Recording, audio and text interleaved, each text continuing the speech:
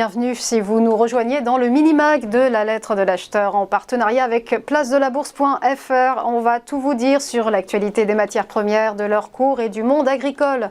Nous recevrons aussi Alexandre Villequens, consultant analyste marché des grains chez Agritel. Nous retrouverons également Mathieu Driol pour son analyse technique et ses comos. Trois sujets à retenir donc, et on commence par l'opération séduction de Vladimir Poutine envers les pays africains. Des céréales gratuites dans les mois qui viennent, c'est ce que le président russe a promis à 6 d'entre eux.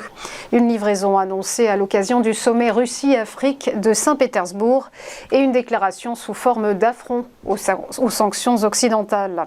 Concrètement, 25 000 à 50 000 tonnes de céréales seraient offertes au Burkina Faso, au Zimbabwe, au Mali, à la Somalie, à la République centrafricaine et à l'Érythrée. Focus à présent sur une étude choc, celle de Famille Rurale. Selon cette association de défense des consommateurs, manger 5 fruits et légumes par jour coûterait entre 134 et 241 € mensuels pour une famille de 4 personnes, ce qui représente 10 à 18% d'un SMIC net. Une envolée que déplore bien évidemment Famille Rurale, qui pointe encore l'augmentation de 16% du prix des fruits et légumes sur un an. Dans le détail, le panier de fruits issus de l'agriculture conventionnelle a pris 14% et 8% en bio. Le panier de légumes, lui, a enflé de 17% en conventionnel et 15% en bio. Famille Rurale appelle les pouvoirs publics à l'action, notamment concernant une meilleure régulation des marges, le système actuel pénalisant, selon elle, autant les consommateurs que les producteurs.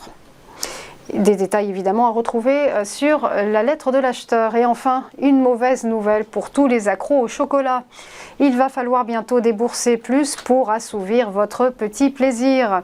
Les cours du cacao subissent en effet une envolée qui va prochainement se traduire par une flambée des prix des tablettes et autres produits cacaotés.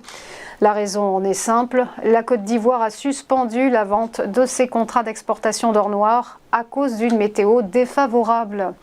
Une situation climatique inquiétante pour le premier pays producteur de cacao au monde qui va démarrer sa récolte principale en octobre.